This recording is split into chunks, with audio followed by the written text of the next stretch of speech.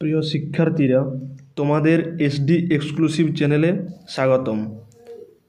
যারা 2025 সালে মাধ্যমিক দিতে চলেছ তাদের জন্য আমি ইতিহাস বিষয়ের কিছু গুরুত্বপূর্ণ প্রশ্নের সাজেশন নিয়ে উপস্থিত হয়েছি। তো বিগত 2-3 বছর ধরে ইতিহাসের 4 ও 8 মার্কস বা শর্ট যে কোনো কোশ্চেনেই একটু ঘুরিয়ে বা আলাদা প্যাটার্ন হয়ে আসছে। তো আমি তোমাদের সাথে আজ ইতিহাসের 4 ও 8 মার্কসের কিছু গুরুত্বপূর্ণ প্রশ্ন আলোচনা করতে চলেছি। ভিডিওটা শেষ পর্যন্ত দেখো, আশা করি তোমরা খুবই লাভবান হবে। চলো ভিডিওতে আসা যাক। আমাদের প্রথম প্রশ্ন, বসু বিজ্ঞান মন্দির সম্পর্কে টিকা লেখ। প্রশ্ন, লেখায় ও রেখায় জাতীয়তাবাদের বিকাশ সম্পর্কে আলোচনা করো। দ্বিতীয় প্রশ্ন, বইয়ের সঙ্গে শিক্ষা বিস্তারের ভূমিকা লিখো। চতুর্থ প্রশ্ন, নীল বিদ্রোহ সম্পর্কে টিকা লিখো। পঞ্চম প্রশ্ন, আধুনিক ভারতের ইতিহাস চর্চার উপাদানরূপে জীবনের ঝরাপাতা, জীবন স্মৃতি, 70 বৎসর এর গুরুত্ব লেখো।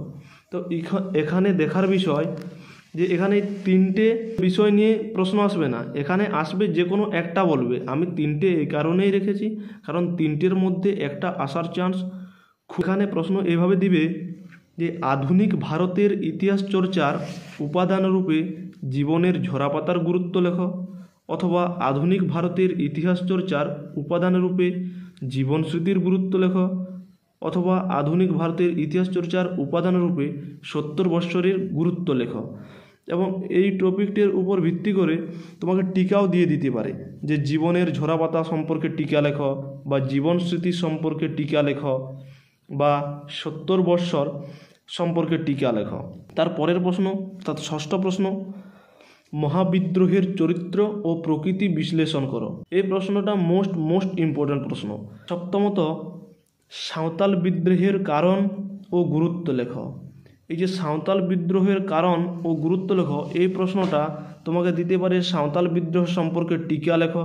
মানে তুমি এমনভাবে তৈরি করবে যাতে তোমাকে যে কোশ্চেনেই দেখ না কেন সাঁওতাল বিদ্রোহ থেকে তুমি লিখতে পারো।